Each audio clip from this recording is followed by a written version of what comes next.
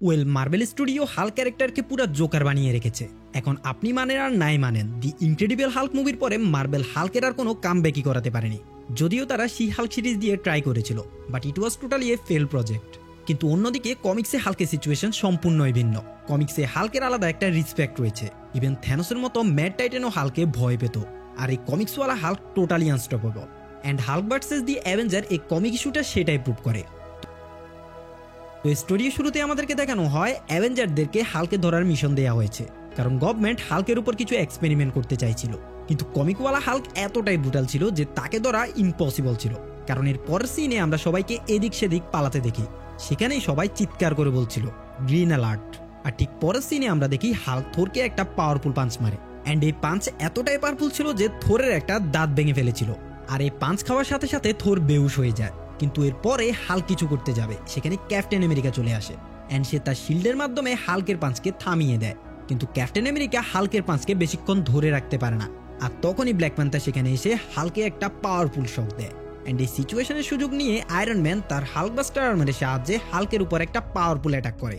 আর অন্যদিকে হাল্কের ওই পাঞ্চ খাওয়ার পর থোর ক্যাপ্টেন আমেরিকাকে বলে, আমি হাল্কে এত পাওয়ারফুল আগে কখনো দেখিনি। এরপর সিন শিফট হতে আমরা দেখতে পারি হাল্কবাস্টার স্যুটের অবস্থা খারাপ করে দিয়েছিল।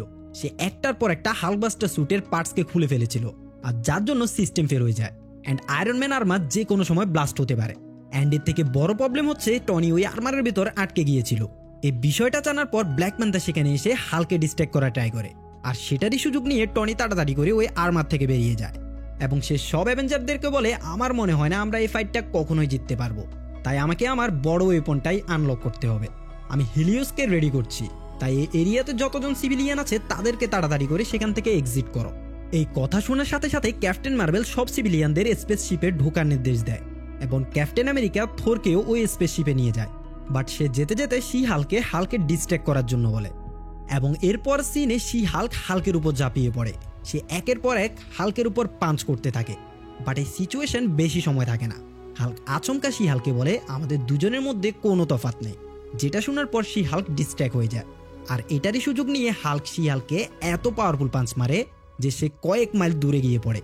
আর এখন আয়রন ম্যানের কাছে আর কোনো অপশন ছিল না। সব অ্যাভেঞ্জার হেরে গিয়েছে এবং হাল্কে থামানো ইম্পসিবল ছিল। সে ক্যাপ্টেন মার্বেলকে সিভিলিয়ানের ব্যাপারে জিজ্ঞেস করে। তখন সে জবাবে বলে সব সিভিলিয়ান সেফ জায়গায় আছে।